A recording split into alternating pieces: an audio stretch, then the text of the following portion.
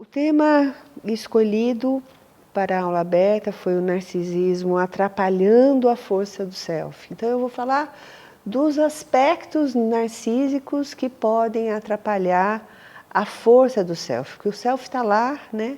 Mas como é que a gente vive a partir, né, dessa força de si, dessa força de essência, dessa força que nos habita, que precisa ancorar, né, no nosso tórax. Então, os termos que eu vou usando, misturo, né, assim, as posições, os lugares onde estão habitados, os lugares onde estão habitados de uma maneira viva no nosso corpo, segundo Reich, e os lugares que estão habitados e encouraçados, quer dizer, menos vivos, menos pulsantes, né?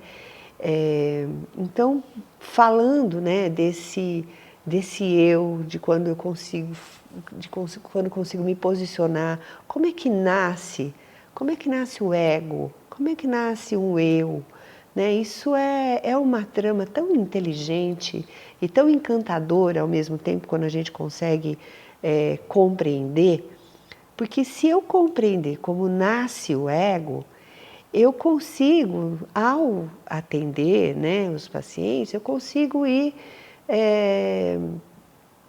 visualizando se eu estou conseguindo ver um ego organizado aqui, se há um ego, se há uma força, se há um eu, né? Se eu consigo estar aqui como um eu e não cheio de manobras, defesas,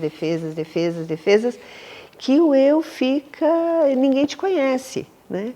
Então, assim, eu encontro com muitas pessoas que eu falo, gente, que eu estranho, porque nós, né, convivendo dentro do instituto, convivendo com pessoas que se tratam, é tão mais fácil a gente encontrar o eu, né, das pessoas que estão se tratando, que estão em acompanhamento, que fizeram, né, assim, e fazem de uma maneira cuidadosa o seu processo.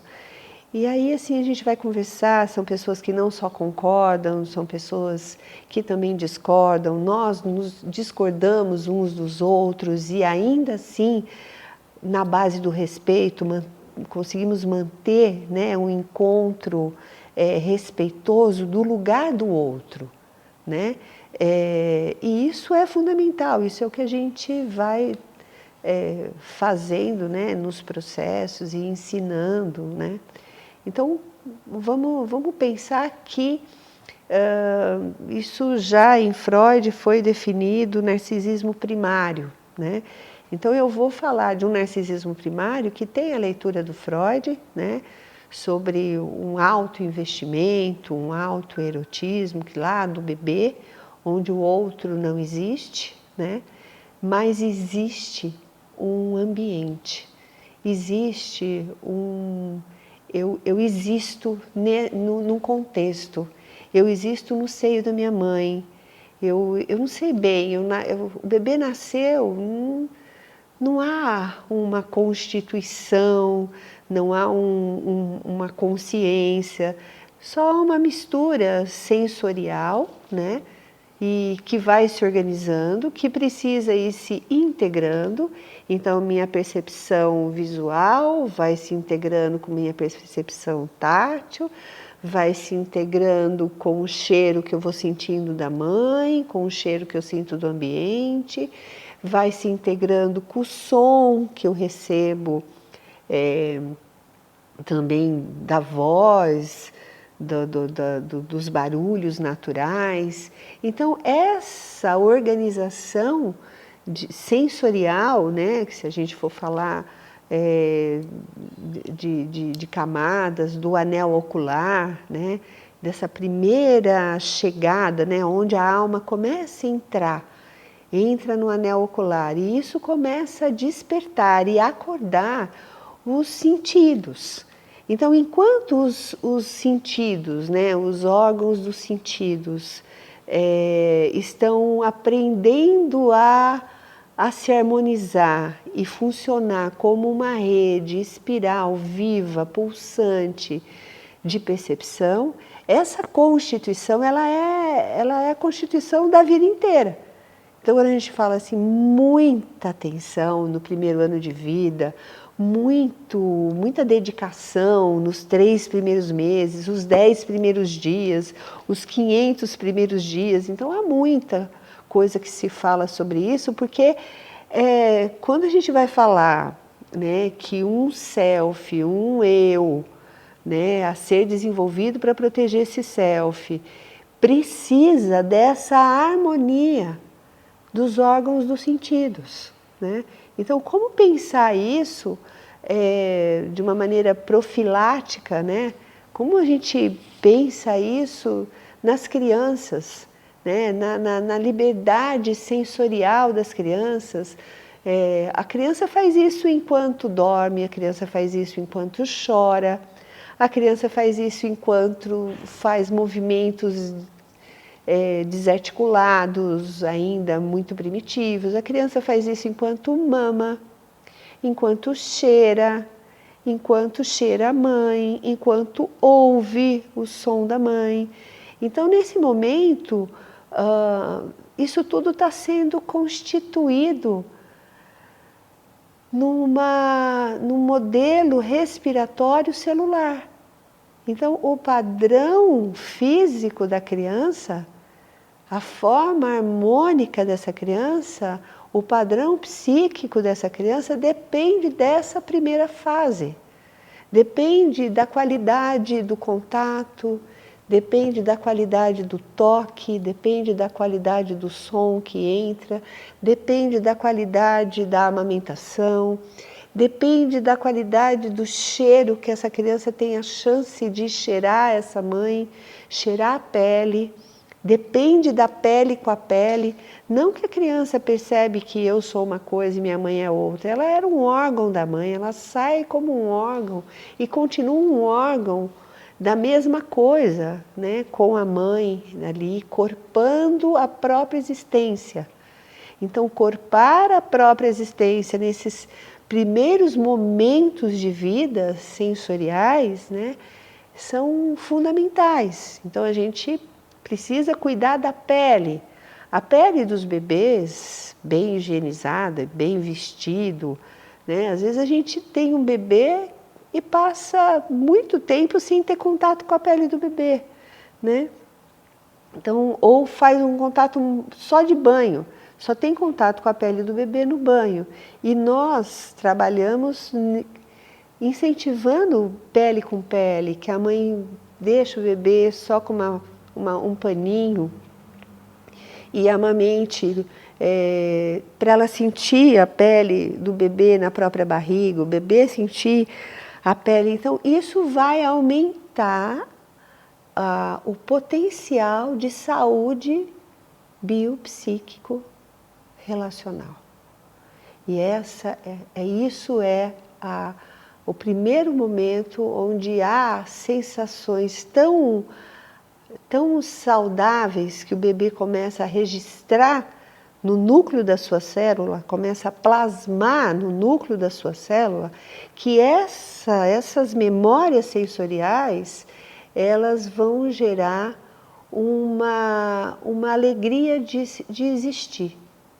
Essa alegria de existir no corpo da mãe, eu estou falando em termos, tentando traduzir numa fala haitiana, essa sensação prazerosa, sensorial, é o início da construção do que o Freud chamou, do que o Winnicott falou, do que o Bion vai falar, de que todo mundo depois, cada um vai dar a sua contribuição para o narcisismo primário.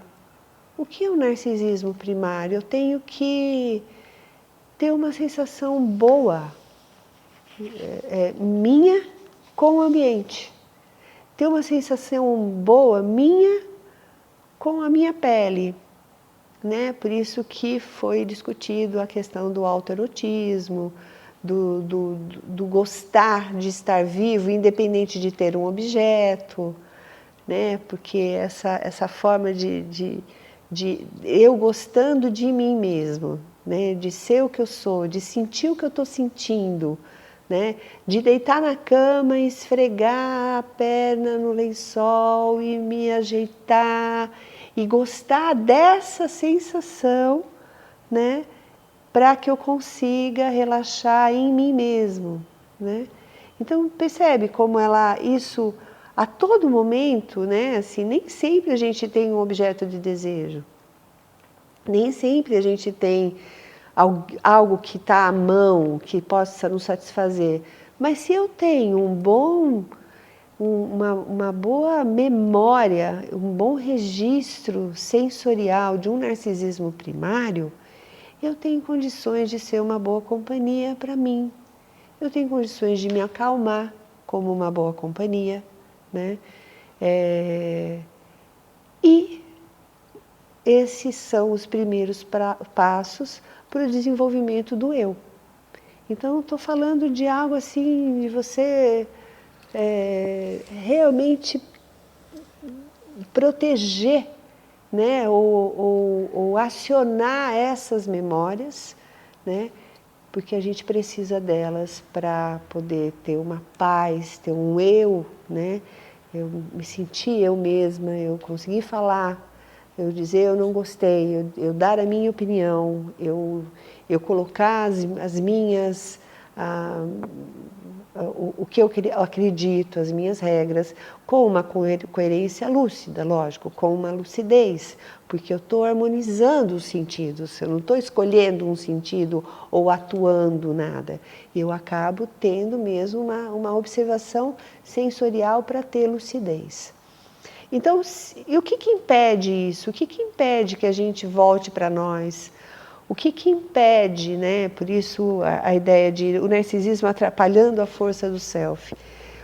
Se eu não tiver uma memória recuperada do narcisismo primário, de ver o quanto eu gosto de mim, gosto das minhas qualidades, gosto do meu jeito de me mover, de dialogar, se eu não recuperar essa calma de ser o que eu sou, né?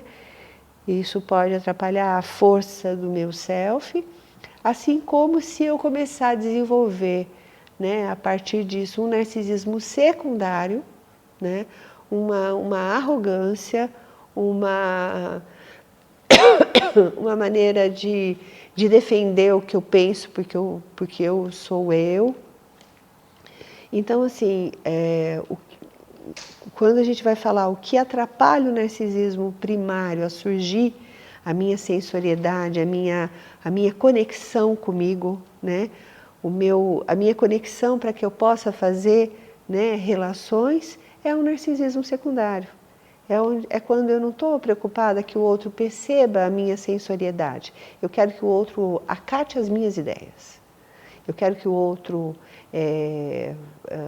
entenda que eu sou intocável, ou que eu estou acima do bem e do mal, que eu tenho regras isoladas, as minhas próprias regras. Quando a gente tem essa sensoriedade em paz, a gente consegue estar em paz com os ambientes. Então eu consigo, quando tem uma regra no ambiente, eu sigo a regra do ambiente, eu não crio a minha própria regra narcísica para defender-me dos meus medos sensoriais. Eu vou lá e trato os meus medos sensoriais e não atuo isso, né, de outras formas, que seria a forma mais drástica, que eu acho que é o narcisismo secundário. Então, eu acho que essa era a minha ideia, né, nessa conversa. Fazer uma diferenciação, né? Existe um narcisismo primário. Existe, mas isso o outro não importa. Mas é que ainda o outro não importa. Mas para que o outro importe, eu preciso desse registro sensorial, dessa organização dos 5 sentidos, desse momento, desse anel ocular que se organiza, né?